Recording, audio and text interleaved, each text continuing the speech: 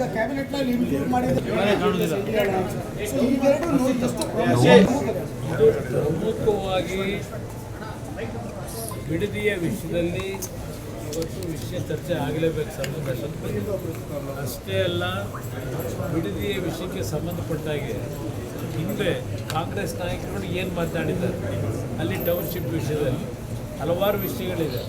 ಇವತ್ತು ರೈತರು ನಿರಂತರವಾಗಿ ಸುಮಾರು 500ಕ್ಕೂ ಹೆಚ್ಚು ದಿನಗಳ ಕಾಲ, ವಿಶೇಷವಾಗಿ ಮಹಿಳೆಯರು, ರೈತ ಮಹಿಳೆಯರ ಹೋರಾಟ ಏನಿದೆ ಇಡೀ ರಾಜ್ಯ ನೋಡ್ತಾ ಇದೆ. ಇಡೀ ರಾಜ್ಯದ ರೈತ ಸಂಘಗಳು, ಹಲವಾರು ಸಂಘ ಸಂಸ್ಥೆಗಳು ಸಹ ಆ ರೈತರ ಹೋರಾಟಕ್ಕೆ ಬೆಂಬಲ ಏನು ಕೊಟ್ಟಿದ್ದಾರೆ.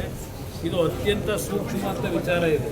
ಇವತ್ತು ಅಲ್ಲಿಯ ರೈತರು ಯಾವುದೇ ಕಾರಣಕ್ಕೂ ಭೂಮಿ ಕೊಡಲಿಕ್ಕೆ ತಯಾರಿಲ್ಲದೆ ಇರ್ತಕ್ಕಂಥದ್ದನ್ನು ಹಲವಾರು ರೀತಿ ದಬ್ಬಾಳಿಕೆಗಳ ಮುಖಾಂತರ ಎದುರಿಸಿ ಆ ಭೂಮಿಯನ್ನು ಇವತ್ತು ರೈತರು ಕೊಡಬೇಕು ಅಂತಕ್ಕಂಥ ಒತ್ತಡಗಳನ್ನು ಏನು ಹಾಕ್ತಾ ಇದ್ದಾರೆ. ಅದಕ್ಕೆ ಸಂಬಂಧಪಟ್ಟವಾಗಿ ಪ್ರಮುಖವಾಗಿ ವಿಧಾನಸಭೆ ಕಲಾಪದಲ್ಲಿ ಈ ವಿಷಯವನ್ನು ಪ್ರಸ್ತಾಪ ಮಾಡಬೇಕು ಅಂತಕ್ಕಂಥ ನಿರ್ಧಾರ.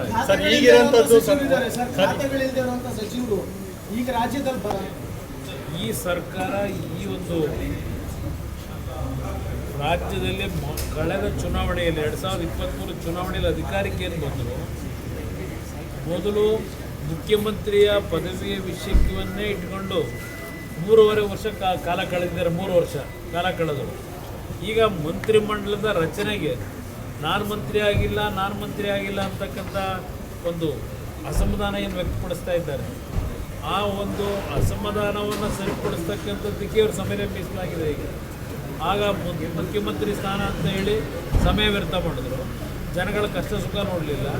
ಈಗ ಇನ್ನೊಂದು ರೀತಿಯಲ್ಲಿ ಏನು ಪ್ರಾರಂಭ ಆಗಿದೆ, ಇದು ಆ ಪಕ್ಷದ ದಿವಾಳಿತನ ಏನಾಗಿದೆ, ಆ ದಿವಾಳಿತನ ಇವತ್ತು ಎದ್ದು ಕಾಣ್ತಾ ಇದೆ. ಇಲ್ಲಿ ನಮಗೆ ಆ ಪಕ್ಷದ ನಡವಳಿಕೆ ಅವ್ರಿಗೆ ಸೇರಿದ್ದು, ಆದರೆ ಇಲ್ಲಿ ರಾಜ್ಯದ ಪರಿಸ್ಥಿತಿ ಏನಾಗ್ತಿದೆ, ಇವತ್ತು ಇಲಾಖೆಗಳಲ್ಲಿ ಮಂತ್ರಿಗಳು ಕೆಲಸ ಮಾಡ್ತಕ್ಕಂಥದ್ದಕ್ಕೆ ಇಲಾಖೆ ಹಂಚಿಕೆನೂ ಮಾಡಿದೆ.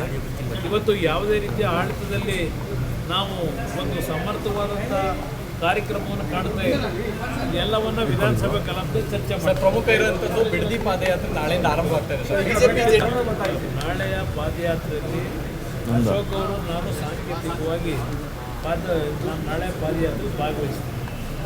ನಂತರ ಆ ಒಂದು ಪಾದಯಾತ್ರೆ ಮುಂದುವರಿತದೆ. ನಾವು ಸಾಂಕೇತಿಕವಾಗಿ ಎರಡೂ ಪಕ್ಷಗಳು ಸೇರಿ ಪಾದಯಾತ್ರೆ ಚಾಲನೆ ಮಾಡ್ತೀವಿ.